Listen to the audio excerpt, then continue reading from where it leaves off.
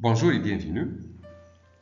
Pour bien réussir un QCM, il faut tout d'abord bien lire et analyser les questions. Par la suite, choisir là où les bonnes réponses, ce qui nécessite un peu de stratégie.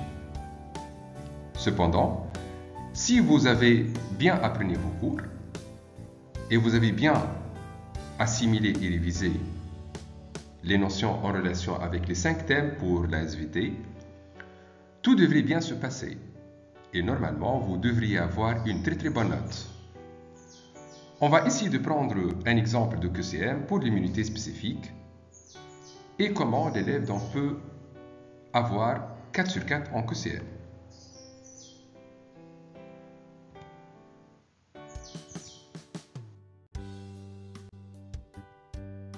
Première question.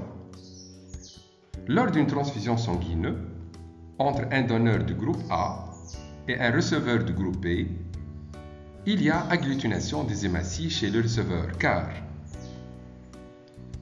le donneur et le receveur n'ont pas le même CMH, les antigènes A du donneur se fixent sur les antigènes B du receveur,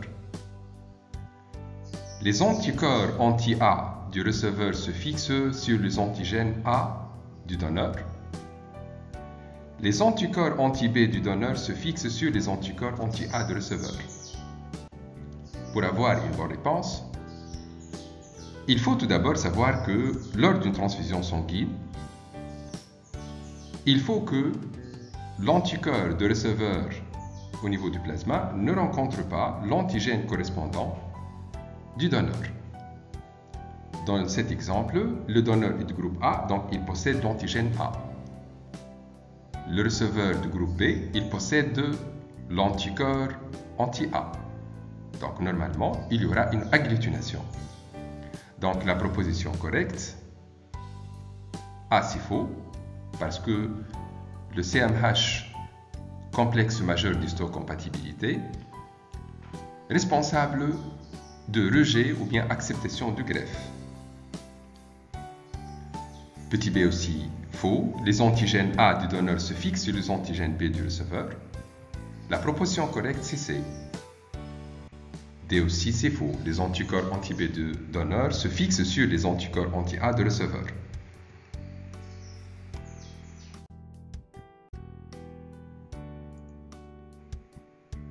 Item 2. On mélange les hématies du groupe sanguin A avec le sérum d'un individu X. On observe une agglutination. On peut conclure que X est du groupe sanguin AB, AOB, BOO, AOO. Tout d'abord, lorsqu'il y a agglutination, donc il y a association entre l'antigène et l'anticorps correspondant. Les hématies du groupe A renferment l'antigène ou bien l'agglutinogène A. Elle fait agglutination avec l'anticorps anti-A. Quels sont maintenant les groupes qui possèdent l'anticorps anti-A? Le groupe B possède l'anticorps anti-A et le groupe O qui ne possède aucun antigène. Donc au niveau du plasma, il y a l'anti-A et l'anti-B. Donc il y aura agglutination. Donc la réponse correcte, A c'est faux, B aussi c'est faux, C c'est la proposition correcte, D aussi c'est faux.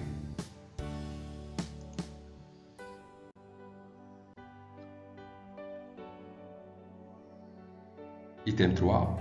Le support de la mémoire immunitaire est un ensemble de cellules effectrices, de cellules nerveuses, d'anticorps à longue durée de vie et de cellules spécifiques de l'antigène.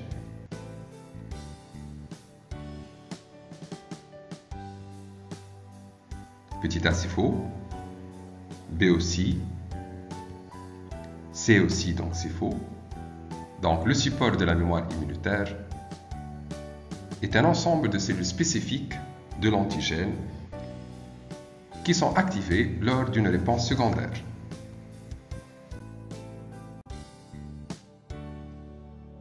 Item 4. La sérothérapie est une application médicale de la RIMC, est une application médicale de la RIMH, assure la guérison contre les antigènes solubles, assure une prévention contre les antigènes solubles.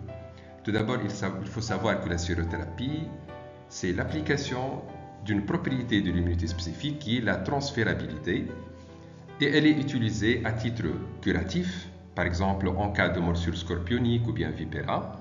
On essaie donc d'injecter un sérum qui contient des agents de l'immunité et qui assure essentiellement la guérison. Donc la proposition A est une application médicale de l'AMC, donc ça c'est faux. Est une application médicale de la RIMH, oui c'est correct. Assure la guérison contre les antigènes solubles, oui. Et assure une prévention contre les antigènes solubles, donc là c'est faux parce que la sérothérapie elle est utilisée à titre préventif et non pas curatif.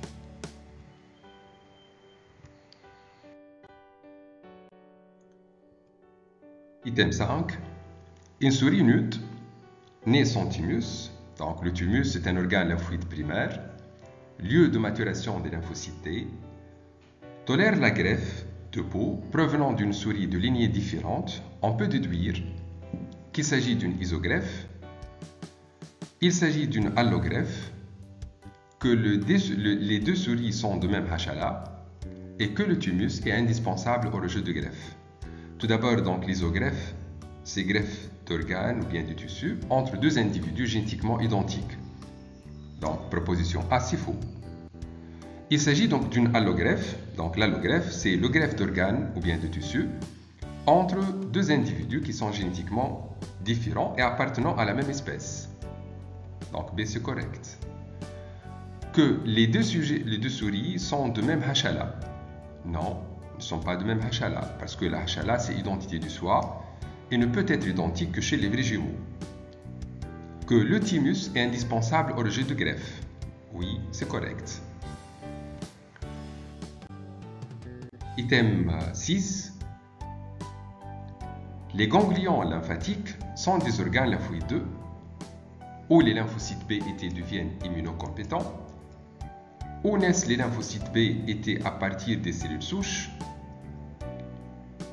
où les lymphocytes B immunocompétents entrent en contact avec l'antigène, qui reçoivent des lymphocytes matures à partir des organes lymphoïdes primaires. Donc les ganglions lymphatiques sont des organes lymphoïdes secondaires.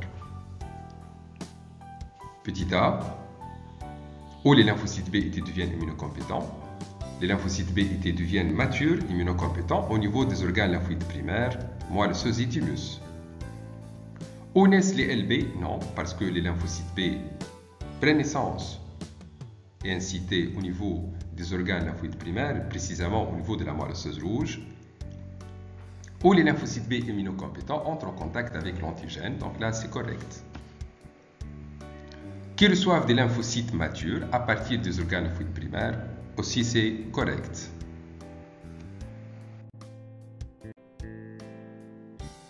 Item 7.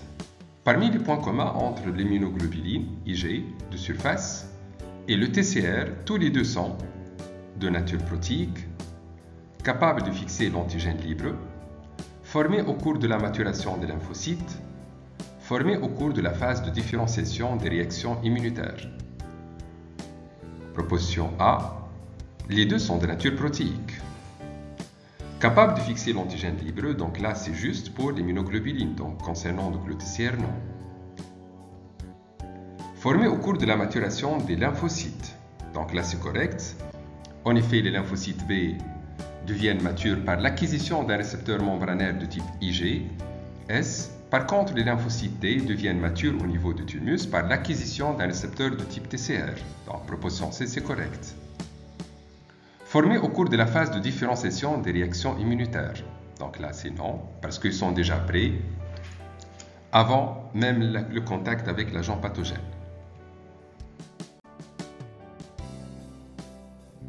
Item 8. Au cours de la phase d'induction de RIMC, il y a sélection des clones de LB et LT4 spécifiques de l'antigène, LT8 et LB spécifiques de l'antigène, LT8 et LT4 spécifiques de l'antigène, et enfin LTC et LT helper spécifiques de l'antigène. Donc LB interviennent au cours de RIMH, donc proposition A c'est faux. LT8 et LB aussi, donc il y a LB qui interviennent au cours de la RIMH, LT8 et LT4, c'est correct. Et enfin, LTC et LTL peur spécifique de l'antigène. Donc là, c'est aussi faux parce que LTC interviennent au cours de la phase effectrice et non pas au cours de la phase d'induction.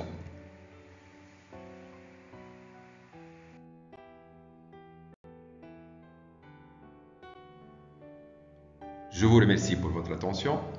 N'oubliez pas de s'abonner à notre chaîne YouTube SVT Mohsen Massoudi et à bientôt pour une nouvelle séquence vidéo.